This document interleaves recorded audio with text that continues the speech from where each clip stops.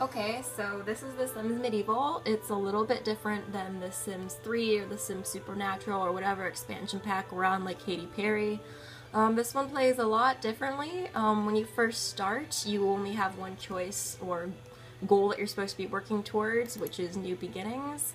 Eventually, after you start off there, you can unlock other ones, but we ain't got time for that. So we're just gonna start off on one that I've already started.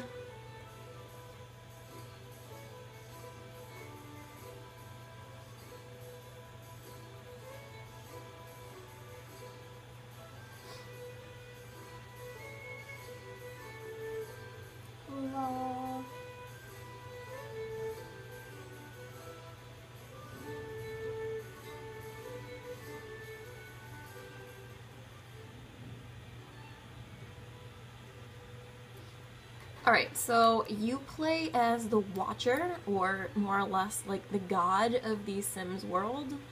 You play as the characters, obviously, but more or less you are just pushing them to do things.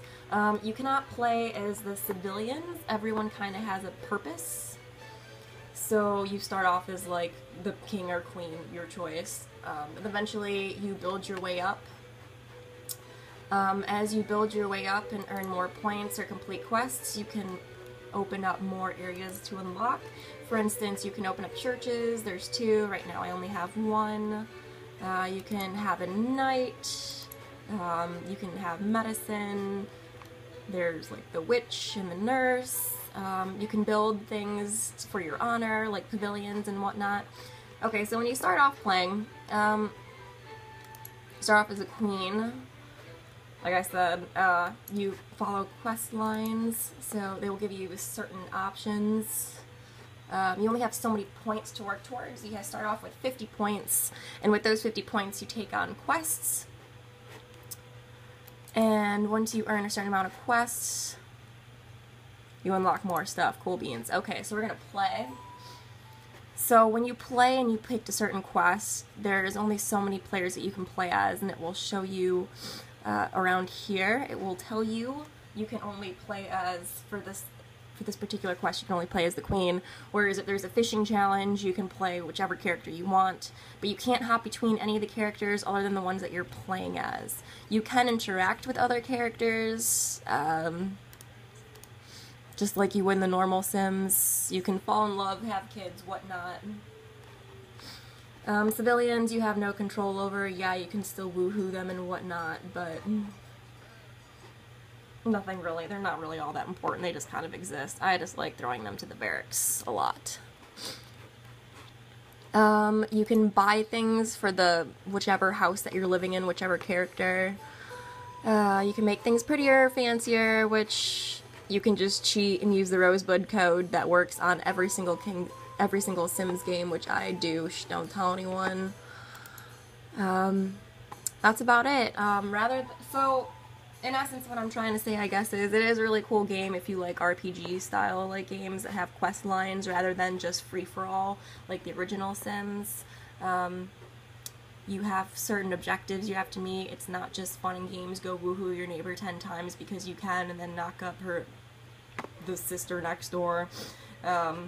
You have things that you have to do. You actually have a purpose, and if you don't meet those purposes, then you get points deducted and your people become angry.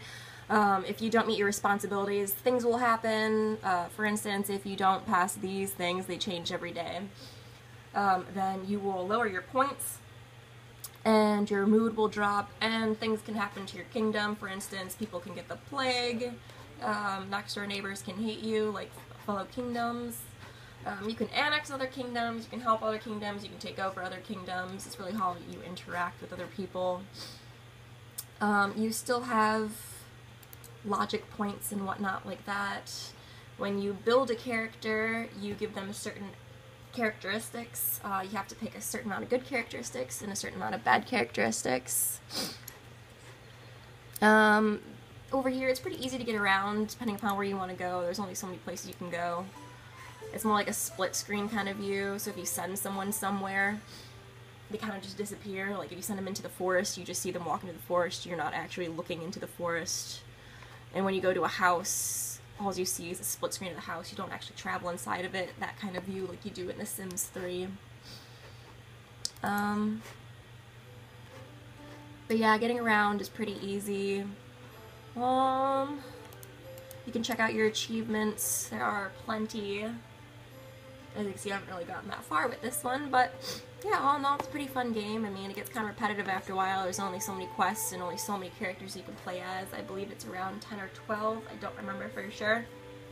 I definitely say it's worth trying if you like medieval style games or The Sims or both, like I do, but don't feel like it's gonna completely accomplish the goal of wanting 100% Sim style game or 100% medieval style game, because it kind of really does neither of those. Alright, thanks for watching.